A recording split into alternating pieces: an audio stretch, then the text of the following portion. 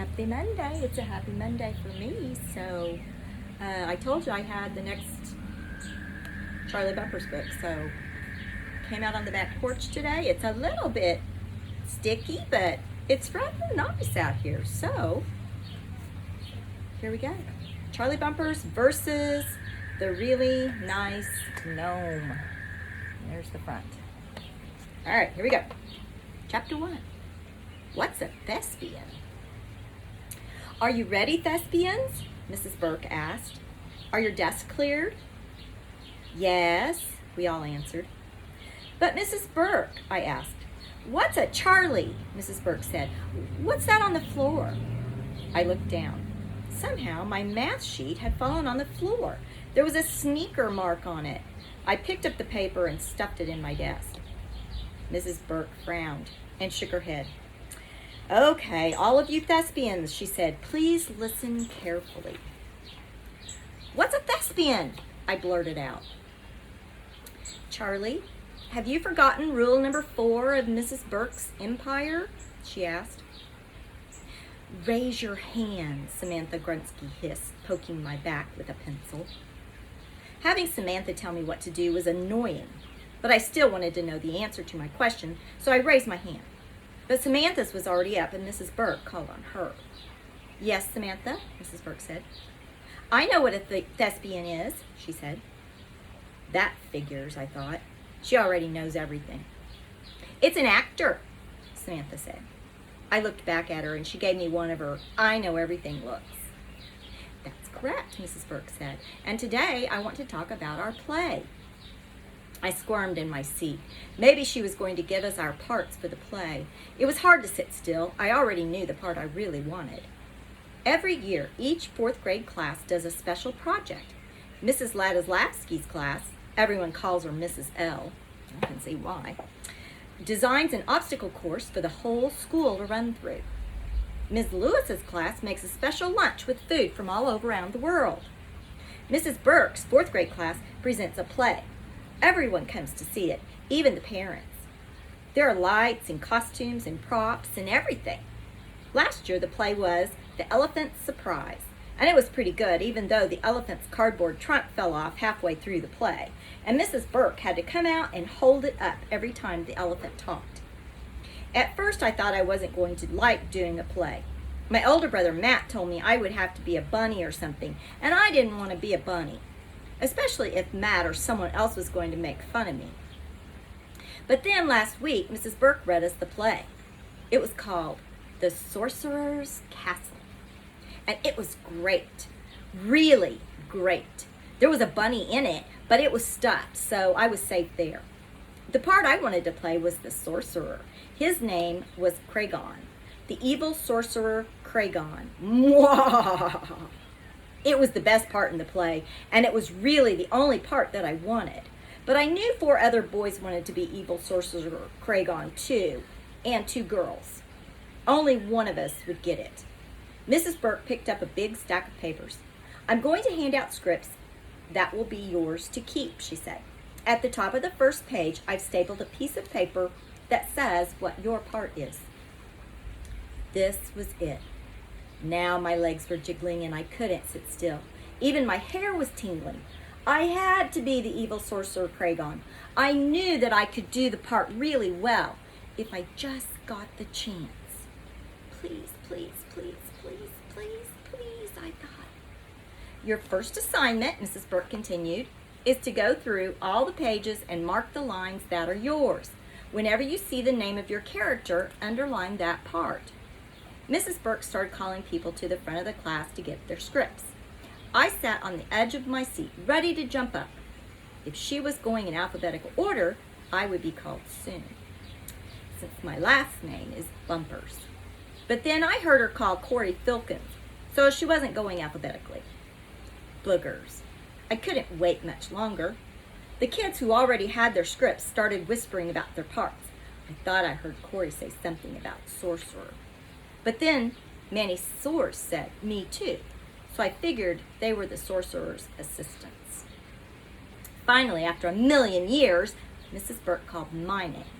My heart was really beating as I walked up. She handed me my script. "This is a big part, Charlie," she said, smiling. "I know you can do it." I nodded. This was a good sign. The evil sorcerer Kragan was a big part. When I got back to my desk, I looked down at the piece of paper stapled to the top of my script. I looked up at Mrs. Burke, then at the paper again. There must be some mistake. I checked to make sure that this was my script. Charlie Bumpers was printed on the upper right-hand side of the paper. "The nice gnome?" I said out loud. "I'm the nice gnome?" Chapter 2. I am ruined. If I had to make a list of parts that I did not want in the Sorcerer's Castle, the nice gnome would be at the very top. It wasn't just that gnomes are pudgy little guys with pointy hats, or that gnomes remind me of one of the squishy plush dolls my sister keeps on her bed. I didn't want the part because the nice gnome is ridiculously nice. Everything he does in the play is nice. He helps the prince and princess when they get stuck in the swamp. He bandages up the fox when his paw is hurt. He's always polite. He's so good it makes your teeth hurt. But the main problem with the nice gnome was this.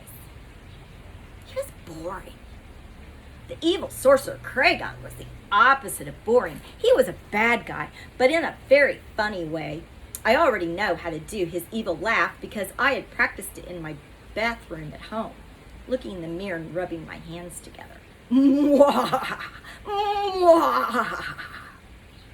Also, the evil sorcerer Kragan has absolutely the best lines in the whole play. When things go wrong for him, he shouts, "You horrible people! My plans are ruined! My dreams are ruined! I am ruined!" I had practiced that part 100 times, or at least 4. But now Mrs. Burke had given me the part of the nice gnome. Why would she do that? I wasn't that nice, and I didn't look like a gnome. I looked over at Hector. He was reading his script. "What part did you get?" I asked. "I'm the prince's servant," he said.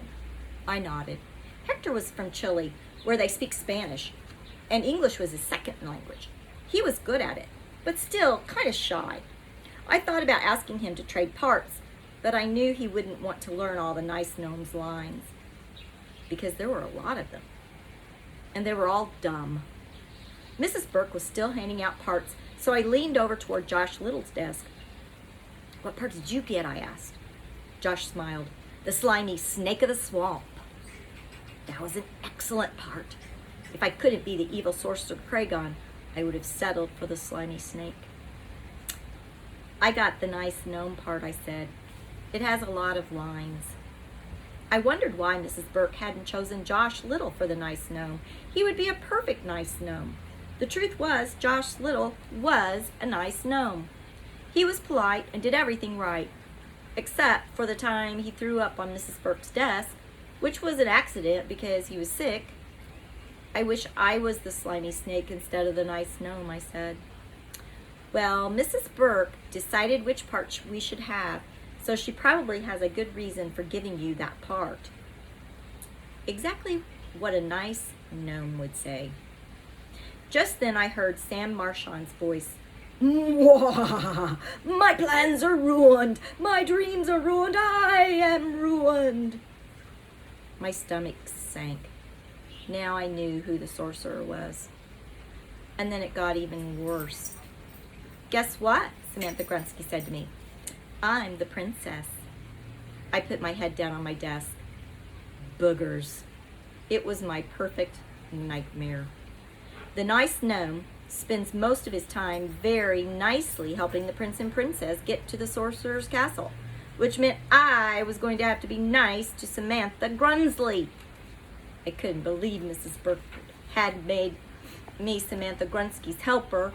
Mrs. Burke was more evil than the evil sorcerer Kragan, who had kidnapped the queen's magic talking rabbit. Before I could say anything, Mrs. Burke snapped her exploding fingers. Our teacher has the loudest fingers on the planet. They sound like miniature atomic bombs going off. Everyone got quiet. Alex McLeod, Mr. Crazy Legs, had been running around looking at everyone else's scripts, and even he scooted back to his seat.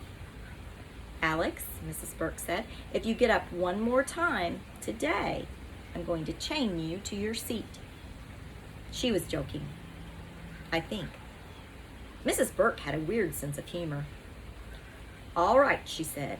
Everyone has their parts. Please mark your lines tonight. Now, it's time to get ready to go home. I raised my hand. I wanted to ask her about changing parts. I'd take just about any other part but the nice gnome, except for the stuffed bunny. I'd even be one of the mice in the woods if I had to. Mrs. Burke just kept talking. I worked hard to find good roles for everyone, and I want you to start learning your lines right away. People in the first scene, please try to have your lines memorized by next Monday. The rest of you, read over your parts. Stage crew, please go over the whole play so you know the scenes. I still had my hand up. Do you have a question, Charlie? There was something about the way she asked that made me think this wasn't a good time. I lowered my hand and I shook my head. I was still the nice gnome. Well, kind of like this book, and I'll tell you what, I kind of like that Mrs. Burke.